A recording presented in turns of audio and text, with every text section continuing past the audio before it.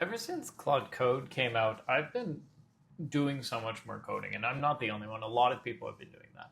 And what I do is I've been building a lot of websites. Here's my latest website, which I made for my agency, and I've gotten a lot of comments from people saying, "Hey, this looks really good," because a lot of people are using no-code builders. They're using like Lovable and Bolt and etc. And they all feel similar. I feel like a lot of agents and a lot of models are building websites that have this like distinctive AI feeling to them, and not everybody wants that.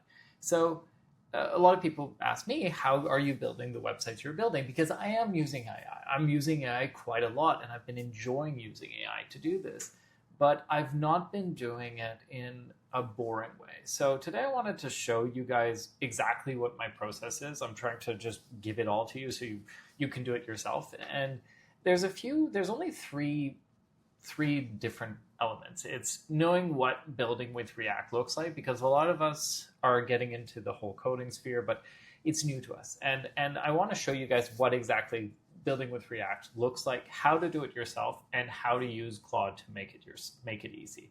And there's actually just like three big parts of it, which is finding a good library, importing the components into your website, and then asking Claude to update them. I find there's so many really good libraries out there. This is not something I would try and do from scratch. I feel like there's a lot of complex things that you don't necessarily think about, but some designer out there or some tech team out there has actually thought about them. I'm thinking notably of people like Google with their Materials UI, or Aceternity, Chakra, Shadcn, Park. These are all really good baselines. You might have never seen React before, and here's an example of my own website that's React based. So the way React works is it's saying, instead of like having classic HTML, CSS that's building a website, it's saying, I'm going to have these like subcomponents like features and hero and pricing, and I'm going to have them defined somewhere else. They're kind of like building with Legos, right? I've got my pricing block somewhere, and I'm just importing it into the website. And then when you're rendering, when you're building out the website, it really just says, hey, I'm going to export the home. It's going to be a structured data. And here's the things. There's hero, there's logo, cloud, there's features, there's pricing, there's case study.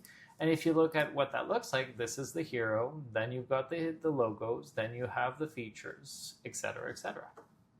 And so how do I make these custom? That's the big question. So this is the first step, finding a good library. I recommend, if you've never used any of them, Park is an extremely good. So this is park-ui.com.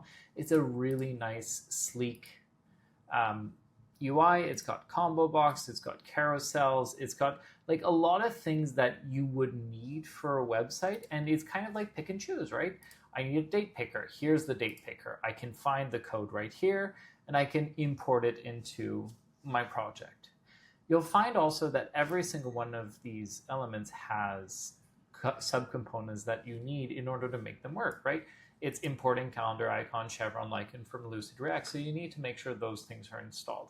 What's nice about this is Claude will really help you in this portion of it. It's going to tell you what to do.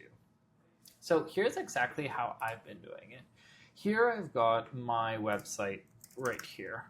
And I'm just going to spin up, this isn't cursor, so I'm just going to spin up an instant of Claude. So I'm just asking it, hey, let's open it up.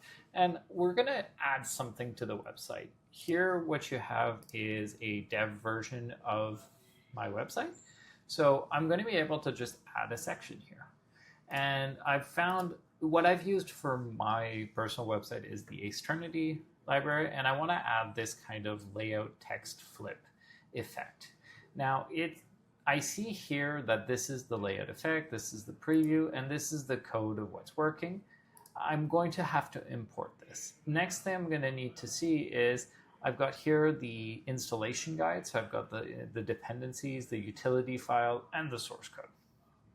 And what I'm going to do first is I'm going to see here, oh, I need to copy this source code because I've got an effect going on here, this really cool flip effect, and I want to have that effect.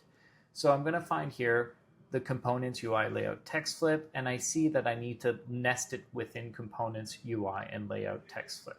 So what I'm going to do is just copy this as TypeScript. I'm going to go into my project. I'm going to find actually the components, the UI folder. I'm create a new file and call it layout text flip.tsx, and then paste it like that and save it. So I have it layout text flip tsx, and then I have up here, and I have use client layout text flip. So this is what I'm going to import as the function. Now, what I've found is the best way to do this is I'm seeing, okay, import layout text flip, import motion. Now, I don't like you might not be a coder, so you might not know exactly where to put this. What I tend to do is I take this and I say, I've added the layout text flip effect to my UI components UI folder. I'd like to adapt the following effect. Add this section to my ROI page as a CTA under my calculator, and have the text be more adapted to my business. Get context by reading the content of the home page. And then I paste the element. So you see, this is the big part of just using AI to build, is instead of spending all my time trying to figure out exactly where this should go or how it should go, I'd rather just get to the prototype phase faster.